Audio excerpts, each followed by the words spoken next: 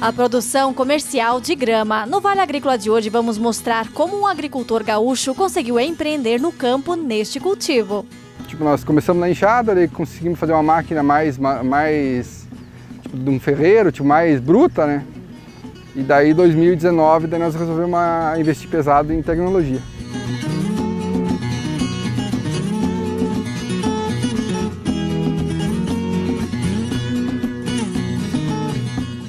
Olá, tudo bem com você? Seja muito bem-vindo ao Vale Agrícola, essa viagem emocionante pelo mundo do agronegócio. Um programa de agricultor para agricultor, mas que também pode inspirar e informar você da cidade. E nesta edição também é destaque.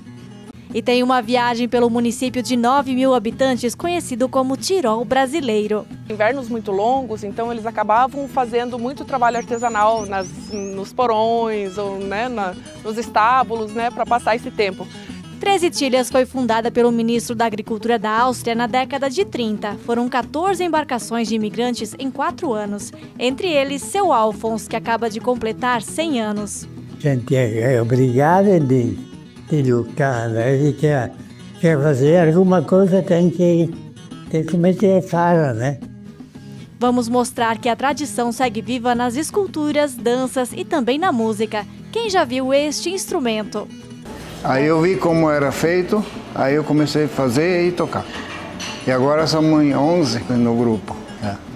O artesão que preserva a fabricação dos campanários. Batidas corretas para um falecimento, para um casamento ou para fogo também, que muito se utilizava, né? E vai ter o spätzle, o tradicional macarrão caseiro feito com a massa mole, direto na água fervente. Eu estou usando o queijo mozzarella, mas pode também usar o gorgonzola, provolone.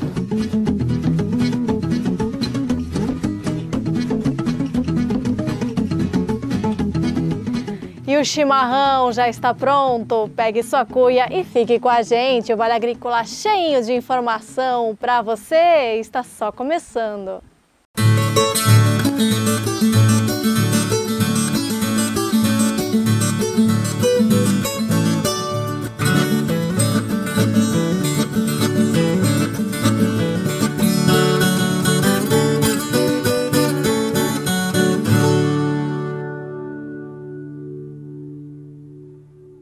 A gente começa a edição muito bem, com história inspiradora. Um jovem agricultor que decidiu investir na produção comercial de grama. E deu tão certo que até mesmo as áreas de soja e outros grãos agora são destinadas para a gramínea. Ter um quintal com uma grama verdinha assim é um sonho, não é? Mas e se eu te contar que este cenário é, na verdade, uma lavoura pronta para ser colhida? Uma aposta um tanto quanto diferente e também o sustento de uma família gaúcha do interior de Passo Fundo. Antes de nós entrar nesse mercado, nós via que era um mercado muito extrativista, entendeu? O pessoal não era muito profissional, tinha muito problema de inadimplência, o pessoal tinha uma má fama, né?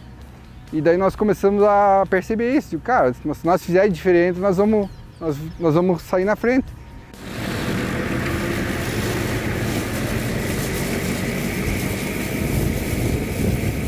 Parece simples, mas o Marcelo garante que o cultivo é cheio de pegadinhas, a começar pelo solo.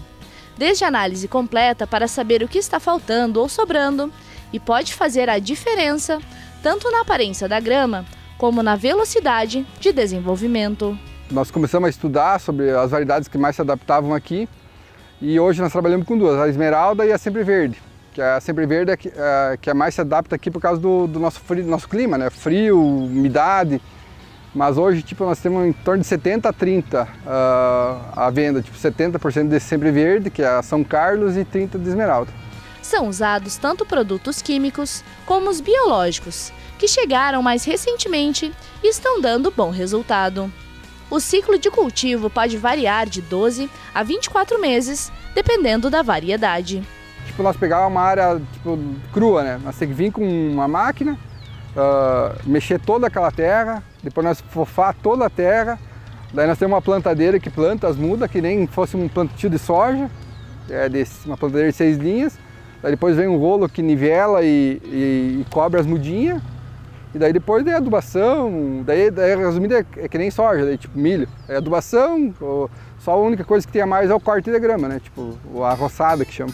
Para colher a grama, é utilizada uma máquina adaptada na lateral do trator, que faz o corte das leivas já no tamanho certo.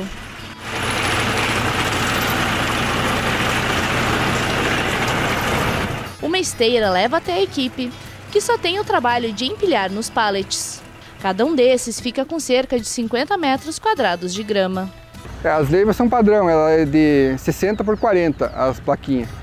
E tipo, a Sempre Verde nós cortamos, deixamos sempre um filetezinho para ela rebrotar, e a esmeralda nós arrancamos ela inteira que ela rebrota. Daí depois da rebrota nós passamos um aparelho para afofar a terra, e depois nós começamos daí a adubação, que é o cultivo no mínimo de 12 meses. Antigamente cada 5 anos nós tínhamos que dessecar e mexer toda a terra. Agora, como tem bastante produto bom no mercado, já tem área que vai para uns 7, 8 anos já. A tendência é que com o tempo nós conseguimos ainda deixar tipo 9, 10 anos. No entanto, esse mesmo trabalho lá em 2007 não era assim tão fácil. Era toda de produção de soja e milho, como nós éramos um pequeno produtor. E como nós estávamos em 2 irmãos, nós não ia conseguir se manter os 2 aqui, entendeu? Daí nós tínhamos que inventar alguma coisa para nós seguir. Eu já vendia uma grama aqui, uma graminha ali e tal. Eu olhava aquilo que a grama me dava e aquilo que toda a soja me dava, eu achava, olha, igual com um pouquinho de grama dá mais quase que a soja, e daí, né? Nós plantávamos aí uns 300 hectares de soja. É no sofrimento, na hora de plantar, tu tinha que olhar para o tempo para ver se não largava um escambau d'água. Hoje é tranquilo, não tem, se choveu, bom, para um dia, no outro dia começa de novo. Sem capital, carteira assinada ou maquinário, o Marcelo e a família trabalhavam com o que tinham. Aos poucos perceberam que o mercado poderia oferecer muito mais. De 2007 até 2015, tipo, nós começamos na enxada, daí conseguimos fazer uma máquina mais tipo, de um ferreiro, tipo, mais bruta, né? E daí, 2019, daí nós resolvemos investir pesado em tecnologia. Mas até 2019 foi bem sofrido, assim, foi tudo meio manual, né?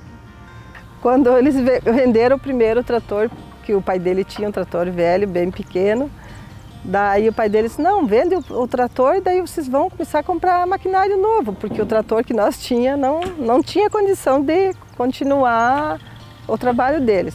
Daí eles iam vendendo o produto deles e iam investindo em equipamento, máquinas. Foi muito difícil no começo porque a gente nem tinha tanto crédito, entendeu? Porque o pai dele fazia outros financiamentos, mas sobre a grama não tinha. Hoje já são 15 funcionários e parceiros e uma área cultivada de 180 mil metros quadrados. O custo maior é de máquina para roçar, porque tipo, chega no verão que nós temos que roçar no mínimo uma vez por semana toda a área. Daí dá bastante custo de diesel, de manutenção de trator, de colaborador, assim. Esse é o nosso maior gargalo hoje. O investimento em novas tecnologias teve um resultado tão positivo que, para ter uma ideia, lá em 2007, quando a colheita ainda era na enxada, em 5 pessoas a família conseguia colher no dia cerca de 300 metros. Hoje, com 3 pessoas operando o maquinário, esse número passa de 2.000 metros de grama. Hoje nós precisamos pegar em torno dos 30%, 40% de fora ainda para nós manter nossa demanda. Porque a nossa ideia é ter uma estrutura legal para depois nós começar a pensar grande, entendeu? Em questão de valor, nós temos hoje em torno de 22%, mais ou menos, é o nosso lucro, entendeu? Entre produto e serviço. Com práticas que respeitam o solo e o meio ambiente, o agricultor conta que quer ampliar a produção para 500 mil metros até 2030, consolidando a empresa como referência no mercado. Tinha muita gente que não vai dar certo, não vai dar certo. E a gente sempre tentando apoiar eles e vai dar certo, vai dar certo. E graças a Deus deu certo. Cada ano eles estão aumentando a produção e a gente está sempre junto com eles, dando força. Às vezes até eu me assusto, sabe, quando eu entro no galpão e vejo todas aquelas máquinas. Digo, meu Deus do céu, antes nem galpão tinha. O pai e a mãe sempre acreditaram, mas teve tipo muita gente de fora, chamava nós de louco, de que não ia dar certo, que era para desistir e tal. Mas nós não tínhamos outra opção, tipo, nós tínhamos que fazer. Mas foi bem legal, tipo, eu sempre aprendi que até a opinião contra te faz fortalecer, tipo, te faz dar mais força, entendeu?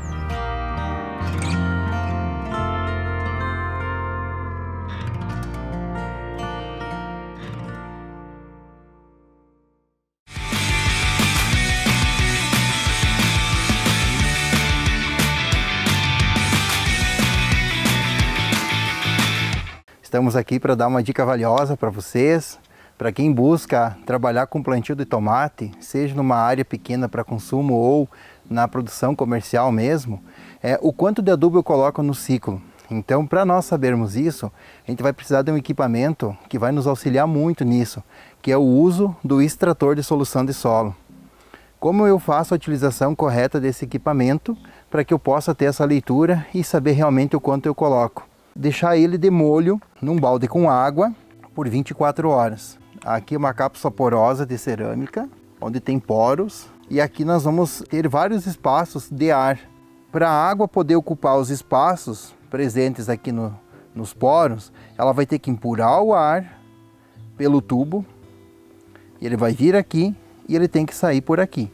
Então eu preciso deixar a passagem de ar aqui circulando. Feito esse processo de 24 horas, eu vou tirar o extrator de solução e vou fazer a aferição se não existe nenhum vazamento. A gente sempre vai deixar o pé do T para nós de frente aqui para a seringa, para o nosso lado esquerdo. Vai permitir a passagem de ar que vem do tubo para a seringa, mas não permite a sucção de ar do furo lateral aqui. Então vamos testar. Se não tem nenhum vazamento, quando nós puxarmos aqui e soltar, ele tem que puxar de volta a seringa. Significa que não tem nenhum vazamento, nada, para fazer a leitura correta. Como a nossa dica aqui é para hortaliças, mas a gente utiliza também para outras culturas, como grãos, pastagem, também nos auxilia. Aqui na questão das hortaliças, nós vamos trabalhar com solo fofo, então nós podemos introduzir ele direto ou no substrato. Se tem um solo com bastante pedra, é importante nós abrirmos um buraco, colocar ele e incorporando com o solo úmido para que isso tenha um bom contato do solo com essa parte aqui, que é o que interessa. Aqui nós temos um extrator de solo de 20 centímetros, que é comercializado no mercado. Para hortaliças não vejo a necessidade mais do que isso, até porque as raízes estão numa parte mais superficial do solo, próximo. Então um extrator de 20 é suficiente. Então nós vamos introduzir ele aqui no solo, na distância de 1/3 do espaço entre um gotejador e outro, próximo da planta. Então nós vamos fazer a colocação dele, vou colocar um pouco inclinado aqui, uma profundidade, onde tem a maior concentração de raízes. Agora então nós vamos aprender como fazer corretamente o vácuo dentro do tubo, para que esse vácuo gere uma pressão negativa e absorva a solução do solo para dentro do extrator. O pé do T vai estar para o meu lado esquerdo. Agora eu faço uma manobra de meia volta sempre, vou gerar o vácuo, gerei o vácuo aqui, vou girar o pé do T para o lado da seringa, não entra ar, não sai ar do lado do extrator, empurro o ar fora, puxo de volta para o lado esquerdo o pé do T, gero o vácuo, até vocês verem que fica uma pressão mais difícil um pouco segurar com o dedo, tá? Empurro o ar fora e vou fazer isso até que ele tenha uma pressão boa aqui. Gerei o vácuo, vou tirar a seringa e vou guardar. Esse material no sol resseca muito rápido e daqui 6 meses, 1 ano eu vou ter que trocar. Então essa seringa eu levo para um ambiente protegido e deixo o extrator dentro dessa condição aqui. Lembrando sempre que os registros aqui ficam sempre nessa posição, o pé do T para o lado da seringa. Feita a instalação, agora o próximo dia, que é hoje, nós vamos vir aqui para fazer a coleta e fazer a leitura para ver quanto que está a condutividade elétrica dessa solução do solo e o pH, para ver se o produtor ele entra com alguma complementação ou não. Lembrando, no mínimo, para quem instala no solo, no mínimo fazer 2 leituras por semana. Para quem trabalha em substrato, o espaço é menor, o bom que fosse diariamente ou no máximo a cada 2 dias se fazer a leitura. Como aqui o cultivo é no solo, então pelo menos 2 vezes por semana o produtor vai vir aqui, vai tirar essa solução e vai fazer a leitura. Se ele puder fazer 4 vezes por semana seria melhor, mas o mínimo é 2 vezes para que se tenha uma leitura e se trabalhe com uma condição ideal. Como nós vamos iniciar a coleta então dessa solução? Vamos deixar sempre o pé do T para o nosso lado esquerdo, para quem vai fazer a sucção, para justamente fazer a coleta.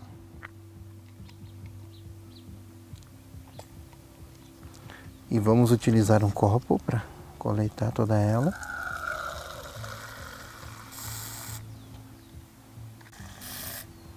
Conforme nós vamos tirando a solução que a raiz absorveu, já vamos criando um vácuo para ficar pronto para a próxima vez. Ó. Puxamos toda a solução, feito toda a coleta, nós vamos agora conferir a condutividade elétrica dessa solução. Então, com o condutivímetro, e nós vamos conferir enquanto está o EC. No tomate, nós vamos trabalhar com um EC de 1.8 a 2.5, a condutividade elétrica. Fizemos a leitura e ele deu 0,63 milissímenes. Menos que 1.8, o tomate produz menos. Quando sai de 2.5 para 3, eu já tenho uma perda de 30%. Então aquele pé de tomate que tinha potencial para 10 quilos, ele vai para 7 quilos. Eu já perdi 3 quilos por trabalhar com excesso de adubo. Então algumas propriedades às vezes elas estão com a condutividade mais baixa, outras propriedades estão com a condutividade muito alta. E quanto mais adubo, menos cresce o fruto. E por que excesso? Então a falta e excesso de adubo, você tem perda de produtividade. Outra técnica bacana de nós fazermos essa leitura é trabalhando com o pH, para saber se o pH está numa condição ideal ou não para essa planta absorver. Então na leitura da solução, o extrator ele imita o que a raiz está absorvendo. O produtor aqui ele utilizou bastante calcário nessa área e o calcário tem esse efeito, né, de aumentar o pH do solo.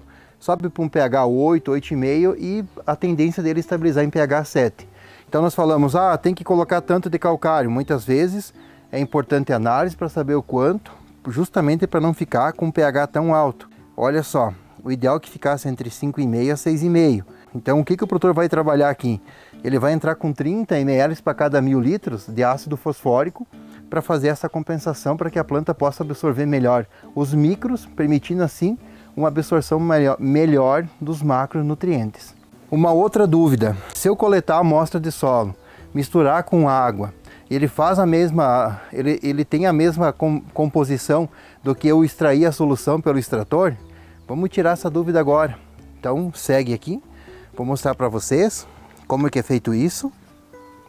Nós vamos trabalhar aqui, ó, próximo do gotejo, entre um e outro, em torno de 1/3, próximo da planta. Então nós vamos fazer um corte nessa condição aqui. Nós vamos coletar uma fatia como se fosse fazer uma amostra de solo. Mexe bem.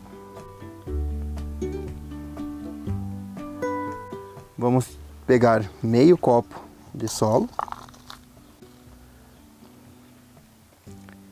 Vamos completar com água. Nós vamos mexer e esperar aproximadamente aí uns 20 minutos, meia hora, para que haja uma boa homogeneização. Isso aqui já foi feito anteriormente para nós ganharmos tempo aqui. E agora nós vamos conferir. Se eu não tiver extrator, eu consigo ter o mesmo parâmetro ou não? Essa é a prova dos 9 que a gente tira agora aqui, ó. Nós vamos fazer a leitura. Praticamente ele teve uma leve alteração, 7,2 no solo.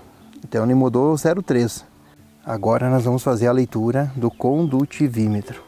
Vamos ver o quanto ele alterou. Olha só, o extrator deu 0,66 e aqui nós estamos com 0,32. ele dá uma leitura, mas ele não representa aquilo que a planta está absorvendo. Já o extrator, ele dá mais próximo. Então ele teve uma alteração aqui de dobro de condutividade da solução extraída pelo extrator em relação ao que foi feito de amostra aqui. Então, como sugestão para quem tem uma produção e quer acertar a quantia de adubo, o quanto de adubo colocar, o que vai dizer isso para nós é a solução que sai do extrator, que nós fizemos a leitura e fizemos o ajuste. Às vezes aparece uma deficiência de micro, mas você está colocando da forma correta a quantidade de micro para 1000 plantas, mas o pH está muito alto. Então eu consigo fazer esses ajustes através da solução que eu tiro do extrator. O extrator, ele tem um ganho fantástico para o produtor. Ele custa menos do que um saco de adubo e você tem ele por anos para ser utilizado na propriedade.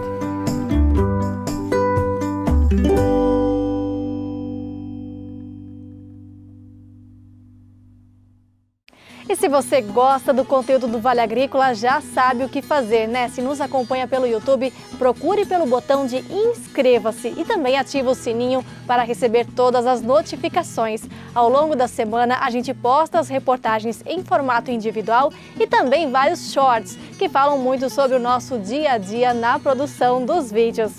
Sabia que mais de 80% do público que assiste vídeos do Vale Agrícola não está inscrito no canal? Então dá uma conferida lá. E fica até o final desta edição que a gente vai ter uma surpresa. Daqui a pouco a gente volta com a história de um pequeno município catarinense que foi fundado por um ministro da Agricultura da Áustria. Vamos contar esta história peculiar e ainda conversar com os descendentes dos imigrantes que ainda mantêm vivas as tradições na culinária, canto, dança e muito mais. Já já estaremos de volta.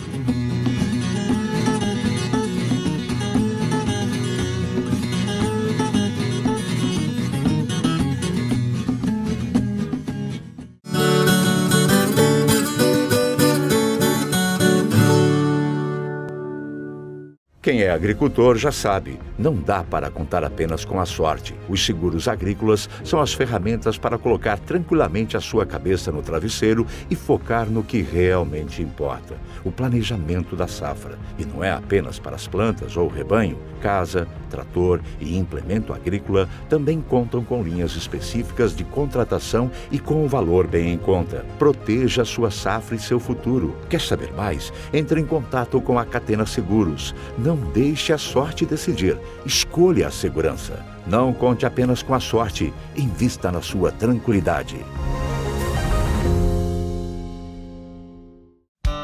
Produtor, quer mais produtividade no plantio de soja, milho e arroz? A Fecoagro Fertilizantes possui uma dupla imbatível para essas culturas. Na base, o Nobre Alga Mais com alga marinha Lithothanium estimula a atividade biológica do solo. Na cobertura, o Cooper N+, com dupla proteção do nitrogênio e liberação prolongada. Os fertilizantes Nobre com alga mais e Cooper N+, estão disponíveis nas cooperativas filiadas à Fecoagro. Do que é feita a cooperação? É feita de união. E do que é feita a união? Essa é feita de confiança. Confiança é este bem valoroso que, com o tempo, torna-se ainda maior, mais forte e produtivo. E a gente sabe bem disso, porque já são 50 anos que cultivamos a confiança dos associados, clientes e colaboradores como nosso maior patrimônio. Cooperativa Cravil, 50 anos. Uma história de confiança. Em 10 anos, a Domo Solar já ajudou mais de 1.400 clientes a economizarem na conta de energia em quase 70 municípios do sul do Brasil. Com sede em Blumenau e filiais em Rio do Sul e Chapecó, a Domo Solar viabiliza diversas linhas de crédito para facilitar ainda mais a transição para a energia solar. Saiba mais em www.domosolar.com.br. Domo Solar. Quem gera energia, economiza de verdade.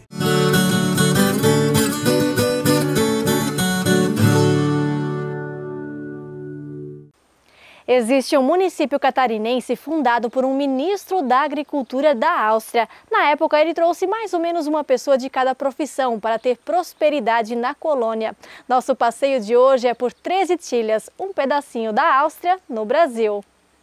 Uma praça caprichosamente planejada, a mistura de água corrente, flores da estação e a decoração natalina. Nas ruas de Três Itilhas, em Santa Catarina, não é difícil ouvir alguém falando alemão, mas a origem dos moradores é do país vizinho, a Áustria, e a tradição trazida além mar dita o ritmo das construções, artesanato, agricultura, música e dança. Um município catarinense com história curiosa, fundado por um ministro da Agricultura europeu. Foi bem difícil para todos os imigrantes que vieram, principalmente porque eles não sabiam o que esperava, né? Ele foi um cara muito positivo, muito inteligente e muito persistente, né? Um ministro da Agricultura, deixar de ser ministro da Agricultura e vir junto com o povo num lugar quase que desconhecido, né?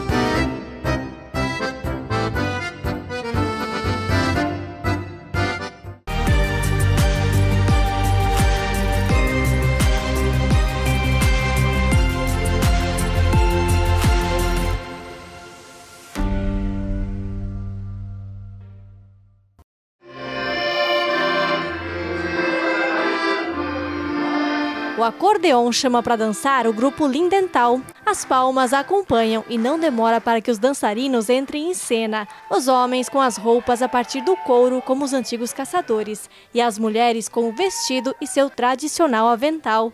Os sinos usados pelos animais para não se perderem nas montanhas dão ritmo à melodia.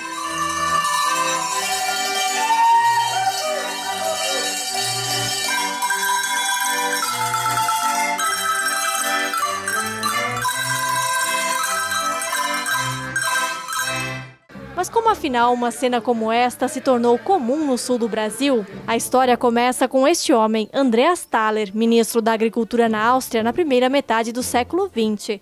Vendo a dificuldade que o país passava após a Primeira Guerra Mundial e com rumores de um novo conflito, ele começou a elaborar um quase plano de fuga para parte da população. Veio para a América do Sul e começou a procurar um lugar com qualidade de água e solo, e também que houvesse pouca mortalidade infantil. Um acordo feito com o Brasil um século antes no casamento de Dom Pedro I e da arquiduquesa Leopoldina de Habsburgo facilitava a vinda. O foco dele era a agricultura, né? Ele como ministro da Agricultura, ele tinha um olho para isso, né? Um olhar para isso. E ele acabou entendendo que aqui eles teriam essa possibilidade de cultivar alimentos para toda uma população que estava passando essa necessidade. Então, não tinha certeza se a gente vai cultivar, a gente vai continuar produzindo, porque estamos todos bem, né? Eles não tinham essa certeza e isso era uma coisa muito preocupante, tanto que as famílias elas vinham todas completas, né? Vinha todo mundo, pai, mãe, os filhos, todos os descendentes, né? Acabavam vindo junto para poder encontrar um pouco de alento, né? Eles tinham essa esperança muito grande assim de que as terras eram fartas e produtivas, né? Grave crise econômica, onde não tinha mais sequer o que comer em suas mesas, né? Você se obriga a ter coragem, né? Você tem que ter muita coragem. Nos 4 anos de imigração, entre 1933 e 1937, foram 14 navios de austríacos que chegaram primeiro ao Porto do Rio de Janeiro, depois ao Rio Grande do Sul, onde os novos colonizadores saíram de trem até Ibicaré. Na tripulação, diversas profissões. Um padre, uma freira, né? Freiras que pudessem cuidar da saúde das crianças, das mulheres, também parteiras, né? E também da educação. E além disso, ele se preocupou também em trazer pessoas de vários segmentos, né? De várias profissões. A preservação do couro, né? Faziam sapatos, faziam equipamentos, ferramentas. Eram pessoas assim que poderiam atender toda a demanda de uma comunidade. E agora espaço para uma participação para lá de especial nesta reportagem. Seu Alfons Natter, que acaba de completar 100 anos, era uma destas pessoas. Veio com os pais e os irmãos em 1937. Eu já entendia tratando-se que a situação da Áustria, naquela época, quem percebe a história, eles não tinham trabalho. Profissionais perfeitos, gente com idade e não ganharam trabalho. E com isso eles saíram, né? Meu pai também foi um desses ali. Nós podíamos ficar com as vacas aí, tocar para frente, mas ele vinha não adianta, eles têm uma família, já uma família formada, né? Nós já estávamos em 6, né? O navio que veio com a família do Alfons saiu do porto de Nápoles, na Itália, e com memória fotográfica ele lembra de todos os detalhes. Viagem melhor você não pode escolher. Vai ser muito melhor do que um de avião. Tem tudo no navio, se queria ir tomar banho, podia tomar banho em cima. O navio tinha uma banheira grande, né, para o pessoal se divertir. Cinema, médico, igreja, tinha tudo. E a comida também era especial.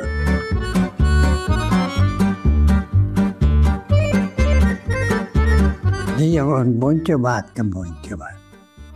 Por tudo, aqui também tinha muito mato. Isso aqui era tudo mato. A gente é obrigado de lutar, né?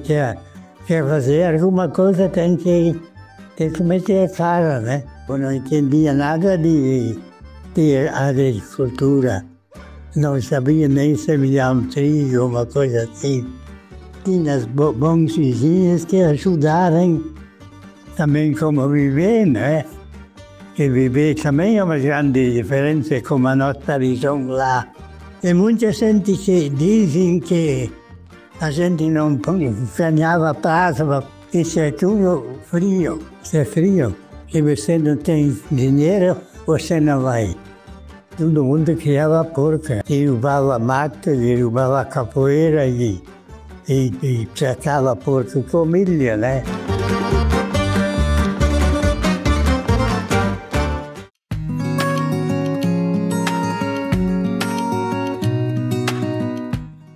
E o nome da cidade tem tudo a ver com este grupo de imigrantes. Conta a história que Andreas Thaler tinha desembarcado no Rio de Janeiro quando leu um livro que citava a Dreisenlinden, uma árvore muito popular na Áustria.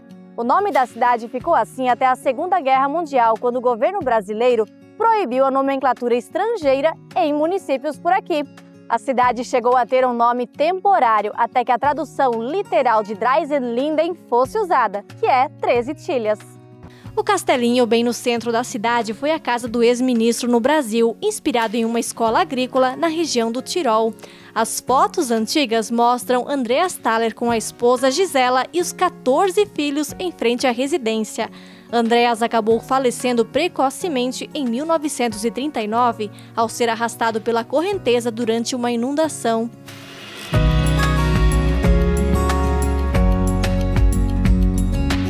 A casa é um dos principais pontos turísticos da cidade, com cômodos intactos mesmo após o passar das décadas, desde a cozinha até os documentos, o piano e o quarto do casal.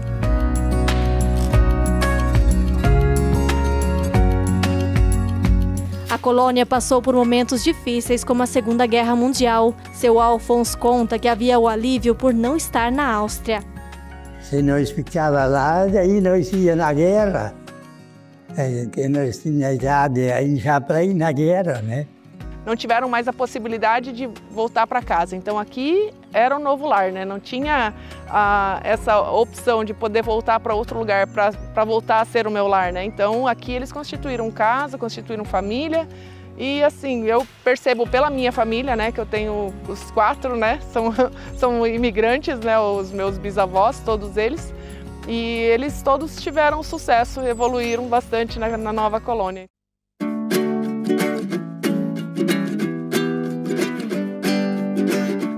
E por ali no centro da cidade encontramos um neto do primeiro imigrante. Seu Bruno é um dos 15 artesãos da cidade que levam 13 tilhas a ser reconhecida como capital catarinense das esculturas. Falei para o pai que eu queria fazer escultura também, já tinha 18 anos. Daí ele disse, experimenta, se você é capacitado, você faz. Daí eu peguei um nó de pinho e fiz uma cabeça de Cristo. E deu certo. Daí ele disse, opa, de hoje em diante você pode trabalhar como escultura, mas a gente trabalhava na agricultura e só trabalhar dia de chuva. Daí eu peguei e ajustei um cara para trabalhar para mim na agricultura. E daí eu fiquei trabalhando junto com o pai, né? E daí comecei a fazer as coisas. primeiro entalhador de Santa Catarina em portas fui eu. Principalmente daí me aperfeiçoei assim, mais para móveis de igreja, essas coisas de altar e coisas que na nossa igreja fiz tudo ela. Fiz a Igreja Nacional do Brasil em São Paulo também. Isso aqui é uma cabeceira de cama agora que estou fazendo. Aqui eu estou trabalhando 10 dias agora. Mais um dia dela fica pronta. Daí dá agora mais um acabamentozinho, depois tem que lixar tudo ainda, né? Por ali encontramos também a filha Suzy. Seguindo o exemplo do pai e do avô, ela se tornou uma especialista nos entalhes e já foi premiada mundialmente pelas obras de arte. No ano retrasado estava em Roma numa exposição, nesse ano estive na Áustria, em uma exposição sempre representando a nossa cidade e demonstrando o que é a arte aqui no Brasil. Todo mundo pergunta por que tanto sacro. Na verdade, o sacro é o nosso carro-chefe, o sacro é que nos move. A gente tem as encomendas dos conventos, das igrejas, das capelas, mas toda vez que eu vou para uma exposição fora do Brasil, eu procuro levar algo que é criação minha. Porque são bienais, às vezes, então a gente desenvolve o tema que está sendo relevante no mundo naquele momento. O trabalho artesanal, isso é bem presente na cultura austríaca, né? Os invernos muito longos, então eles acabavam fazendo muito trabalho artesanal nos porões ou né, nos estábulos, né, para passar esse tempo. E o ministro, quando ele veio, ele já fez a encomenda para o irmão dele, né? A história conta que ele fez a encomenda do irmão dele para ele fazer um presépio para colocar na igreja. Outro ponto forte de Três Itilhas também tem a ver com a colonização, a produção de leite. Esta é a maior bacia leiteira do estado. Em 2023 foram 35 milhões de litros, que giraram em torno de 85 milhões de reais. É o caso do neto do seu Alphonse Natter, o João Paulo, e da esposa Vanessa. Está produzindo um alimento nobre, né? E aí depois tu industrializa ele, tu faz mais algum outro subproduto e tal, né? Somos a terceira geração. Já temos filhos, então estamos nos encaminhando para a quarta geração da Granja Natter.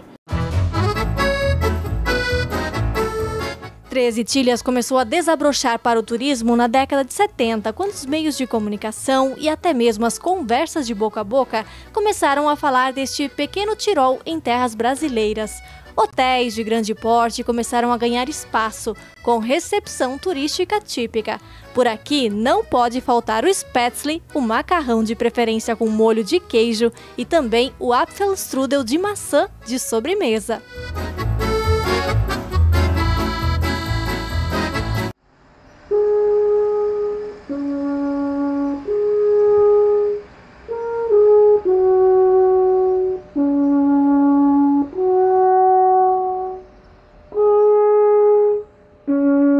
E é em um dos hotéis da cidade que encontramos seu Conrado, de 80 anos, com um instrumento que desafia o nosso conhecimento.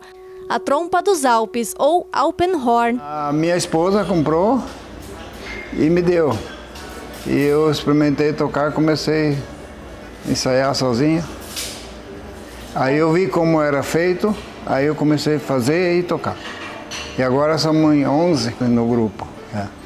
E como é que faz a afinação disso? Ele tem que ter todo o mesmo tamanho, o mesmo comprimento, a mesma abertura do furo. Outro instrumento preservado é a citra, uma mistura de violão com harpa. Ela tem as cordas que são parecido com o violão. E essa do acompanhamento é mais a harpa.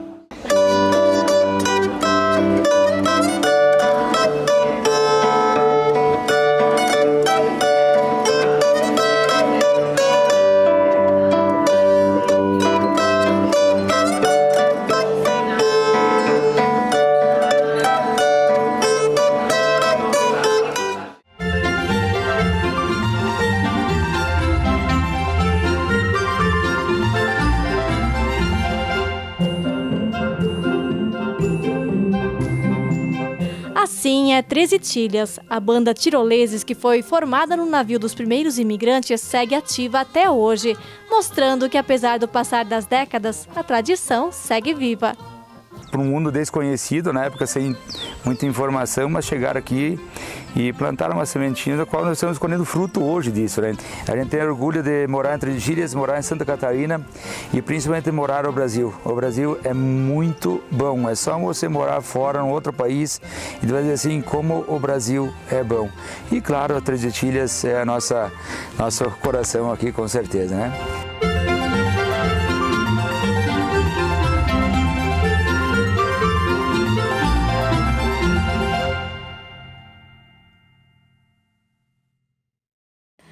Daqui a pouco tem mais 13 Ilhas no Vale Agrícola. Vamos falar de um item comum nos telhados e que é inspirado no país europeu, o campanário. E tem a receita do spätzle, o macarrão caseiro.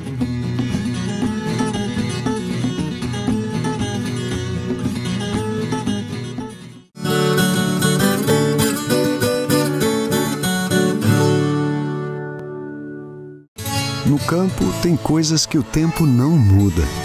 Mas tem outras que estão sempre mudando e fazendo crescer a lavoura, o rebanho, a produção. E o Sicoob faz parte dessa evolução, dando apoio, transformando a vida de quem também tem raízes nesse chão. É por isso que cooperar com as mudanças no campo vai ser sempre a nossa maior tradição. Sicoob, somos feitos de valores. Colhedora de forragens Bocuda Solution. Solução completa para o corte de silagem. Com exclusivos sistemas de processamentos de grãos, Cracker e Raipsib, que garante a qualidade do picado e rendimento da silagem, proporcionando excelente qualidade na alimentação do seu rebanho. Entre em contato e saiba mais. Roar, a inovação que o campo precisa.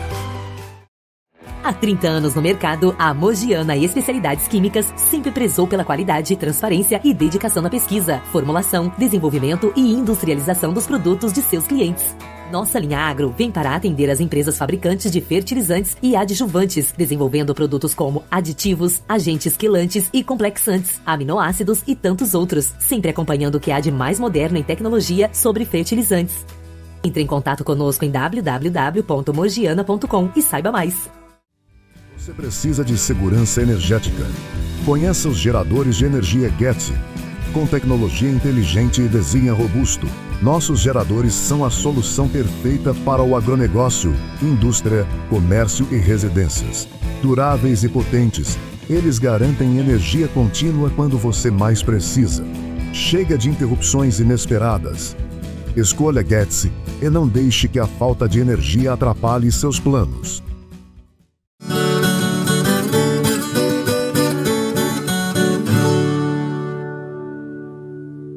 Vocês repararam que na reportagem que conta a história de 13 Ilhas, em cima dos telhados tinham muitos adornos? O nome disso é campanário e nós vamos falar com o escultor.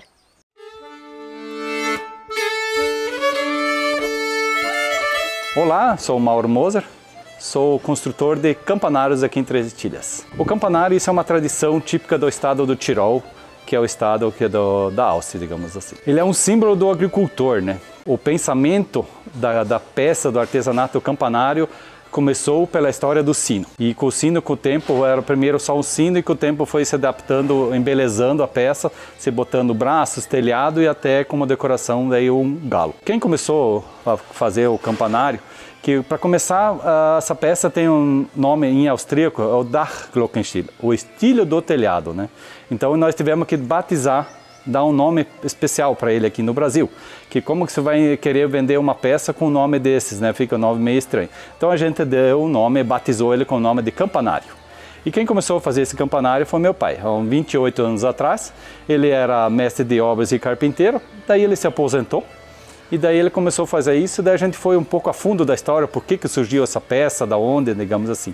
Daí a gente pesquisando em livros da Áustria, que conta que nos anos 1800, 1900, naquela época, um colono tirolês não tinha dinheiro para comprar um reloginho de bolso, e lá como o animal fica 6 meses confinado, eles plantam o feno. E obviamente que esse feno não nasce na porta de casa, é sempre mais afastado da casa, né? E como naquela época a mãe ou a avó alguém tinha que ficar para trás fazendo o almoço ou cozinhando, digamos assim. O que eles fizeram? Botaram os primeiros, né? Colocaram lá 2 pés direitos, uma barra de ferro e um sino com uma corda. E se botou em cima de um telhado pelo fato que o som vai muito mais longe, né? E também pelo fato que na Áustria ou no Tirol, onde tem uma planície, tem uma montanha logo atrás, né? Então esse som ecoa muito longe, né? Em cima disso, daí eles fizeram as badaladas, né? Para almoço se batia obviamente 12 vezes, mas se tinha as batidas corretas para um falecimento, para um casamento, ou para fogo também, que muito se utilizava naquela época, né? E daí com isso, com o tempo, daí o vizinho também começou a se pensar, puxa, mas e se na minha casa pegar fogo, o que eu vou fazer? E daí o vizinho, obviamente, também começou a colocar em cima da casa. E também, automaticamente, foi se embelezando essa peça, né? Foi se colocando um braço, foi se colocando um telhado e, por fim, foi se posto um enfeite, um galo, né? Pelo fato que o quê? Senão o símbolo original da Áustria é a águia, né? A águia é o sentido de liberdade da Áustria, né? Mas como agricultor acorda cedo, é trabalhador e sal do dia, se botou um galo como símbolo de enfeite na peça. A base são madeiras especiais, são madeiras, como essa peça vai ficar aqui no tempo, são madeiras especiais, são madeiras do norte, a maioria, mas tem a nossa madeira embuia, argilim, itaúba, são madeiras especiais, né? Mas ela é madeira que aguenta muito tempo no tempo. E a gente passa um verniz especial em cima também pelo fato que é um necessário, porque no Brasil o sol é muito quente, então obviamente se põe um verniz aí meio bom em cima aí para aguentar mais tempo. Que na Europa eles nem pintam a peça, né? E a gente tem 4 tamanhos diferentes, pelo fato que o quê? Que uma coisa a peça estando do lado da peça é uma coisa, agora no momento que você bota numa casa que tem 8, 9 metros de altura, modifica o tamanho dela, então tem que ser compatível mais ou menos com o tamanho dessa casa.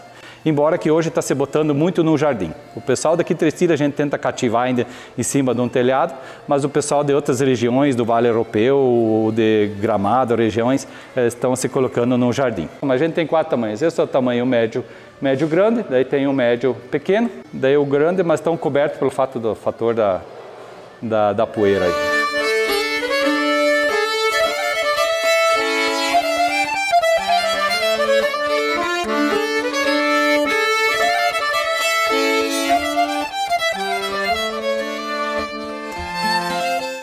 Os campanários são lindos demais e para fechar muito bem esta edição, tem a receita do Spätzle, este macarrão que tem origem na Alemanha, na Áustria e também na Suíça. Confira o passo a passo.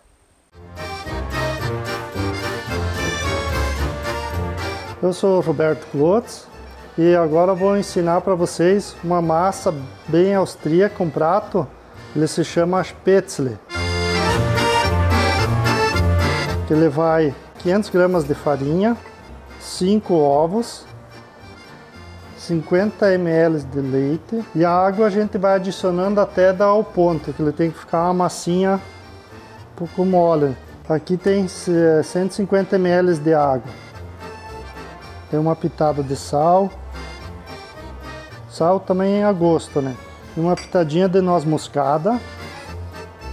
E agora aqui ou pode mexer com o fouet ou também com a mão, né?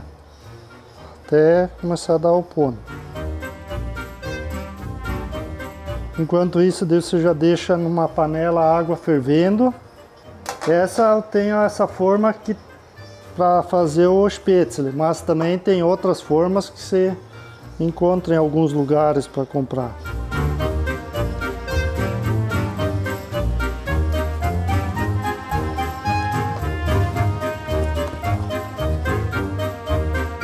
Já está dando quase o ponto. Quando ela já começa a ficar nessa textura assim, ó. Bom também ela deixar um pouco descansar, né? Certo tempo.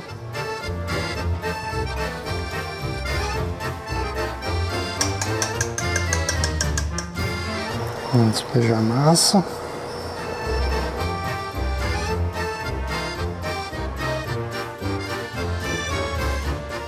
Agora é o segredo, você vai passando.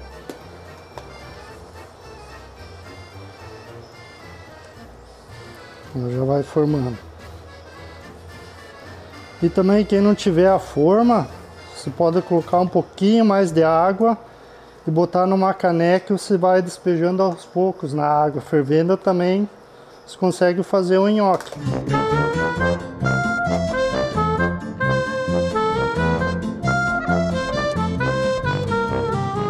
E daí o ponto é quando ele começa já a subir, olha, a superfície da água. Daí às vezes só ficar olhando se ela não começa a grudar um no outro, né? Daí você vai mexendo um pouco, mas senão ela dá tempo sim. E esse é o bom que é um prato bem rápido para fazer, né? E bem gostoso. Eu particularmente gosto muito desse. Depois na hora de temperar também fica a gosto, né? Se quer com queijo, com bacon também. Ele só com manteiga também em si fica muito bom.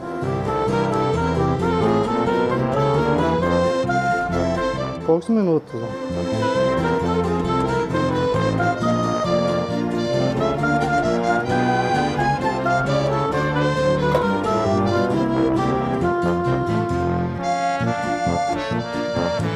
Então vamos lá. Nossa massa está aqui, já reservada. Aqui então vamos fazer agora o tempero dela. Aqui mais ou menos eu tenho 30 gramas de manteiga. Coloco um pouco de óleo. Meia cebola grande picada.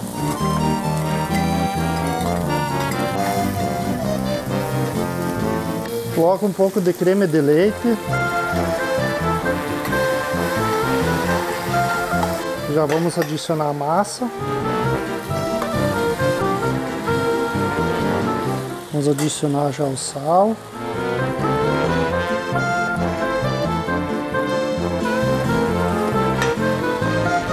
E o queijo.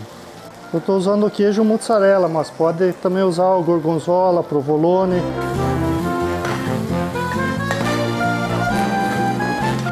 Já adiciona um pouquinho de cheiro verde.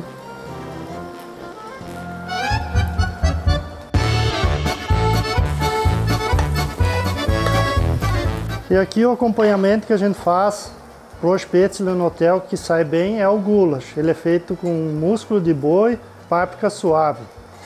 É um molho que acompanha muito bem o spätzle. E também tem o chucrute, salsichão, que sai bem com o spätzle. E aqui já está pronto o nosso spätzle. Essa receita em si serve muito bem, 4 a 5 pessoas serve bem.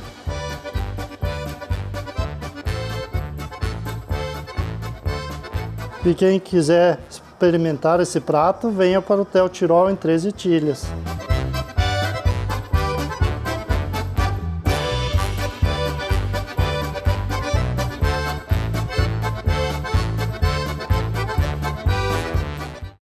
E lembra que eu comentei que quem chegasse ao fim desta edição ia ter uma surpresa? É a seguinte, bate uma foto assistindo ao Vale Agrícola e posta nos stories. Quem fizer isso vai concorrer a 3 cuias de chimarrão, que é um presente especial neste fim de ano do Vale Agrícola, que são as nossas cuias personalizadas. Só vai saber quem chegou até aqui, assistiu todo o programa. É desta forma que a gente termina mais uma edição do Vale Agrícola. Tenha dias produtivos de trabalho. A gente se vê. Até mais!